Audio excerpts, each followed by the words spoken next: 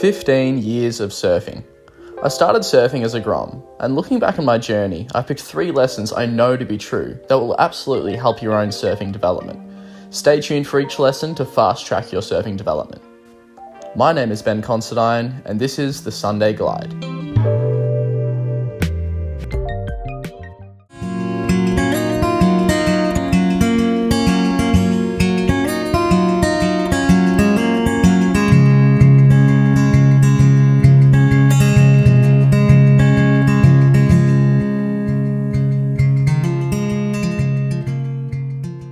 So the first one is staying high on the wave, from beginner to advanced. So for beginners, staying low on the wave is really natural. And this is because when we're starting off riding in the whitewater, this is all we've got. What this unfortunately leads to most of the time is when we're starting to learn to ride across the wall of the wave, we stay low as well. What we do know about the low position or the low half of the wave is this is where we lose all of our speed. And so what often happens when we're trying to learn to ride the wall in the early phases is the wave rushes off in front of us and we get left behind in the whitewater. Now, what we do need to do here is make sure we adjust our positioning from that low half of the wave to the top half of the wave. The top half, in comparison, is where we generate all of our power and all of our speed, and it's where we want to stay. I think this is one of the biggest things that progresses your beginner surfer to your intermediate surfer, so the sooner that you can get the hang of this, it opens up your surfing for so much more. Now, this also holds true for advanced surfers. I like to think for the advanced surfer, we can almost never be too high with respect to speed generation and making sure we're going as fast as we can.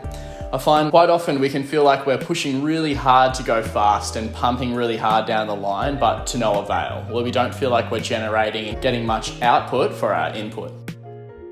So what I like to do is make sure that we are staying really high on the wave for some effortless speed generation as well. When we're high on the wave, we're going to be in the most critical and vertical point of that wave where it's got all of the power and all of the speed. Whether you're an advanced surfer or a beginner, positioning on the wave, more specifically staying high on the wave, is really important and something you should definitely give a try. Now, the second thing I wanted to chat about is the double it concept, where exaggeration is key.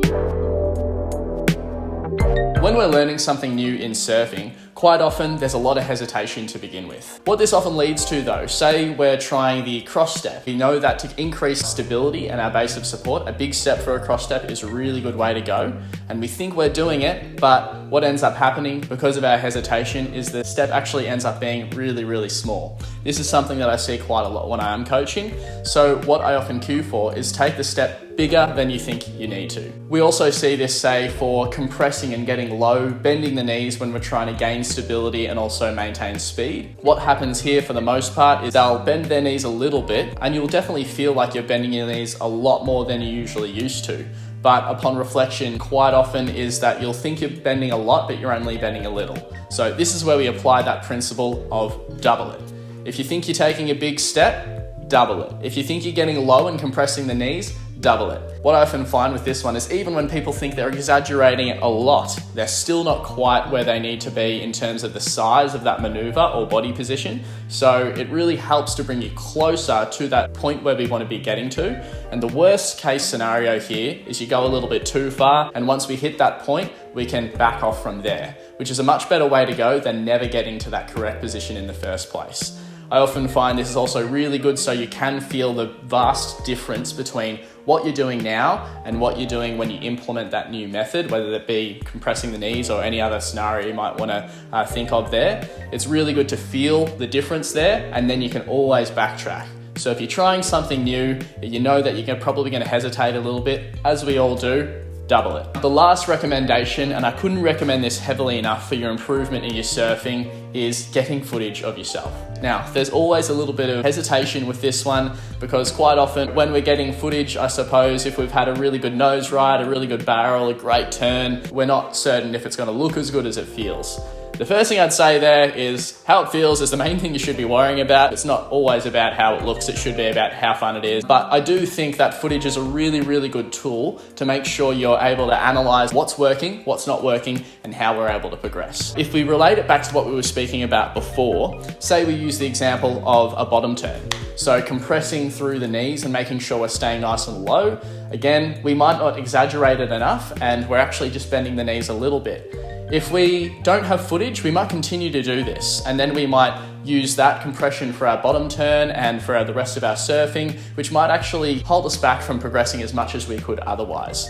But if we get this early, get the footage early, and we can see that we're not actually compressing the knees enough, we can pick that up and then implement it into our surfing. And the good thing is we can use that cycle of analysing the footage, implementing it into your surfing, analysing again, seeing if it's worked. If it has, fantastic. If it's not, trying to figure out what else we could do to make sure we're progressing. But I think that's a really surefire way to progress your surfing. Now, the other thing that I'll add on top of that is if you've got footage of yourself surfing with a specific maneuver that you're trying to learn or you're trying to progress, you can actually mirror that with someone else's surfing who's, I guess, really good or competent at that maneuver and their footage that they have of themselves as well. So using that bottom turn example, you might be able to look at your bottom turn and then the person who's really competent at the bottom turn and pick out the key differences between the two. You know, maybe the person who's really experienced in that maneuver, looking at how their knees are compressed, looking at where their eyes are headed, where their hands are, where their position is on the wave and then on the board. And you can pick up key elements of what the experienced surfer is doing versus what you're doing and make those tweaks, make those changes to see if they do make a difference to your surfing. So I think that's one of the best things you can do, and it's really, really good at expediting your surfing progression, rather than, as we spoke about before, continuing to do something that's not quite working but not knowing, and then the risk of that having a ripple effect through the rest of your surfing and your surfing progression. So get some footage analysis, get to it early, and then I think that'll really, really help you down the line as well. I know it has for my own surfing and a lot of the people that I've taken through.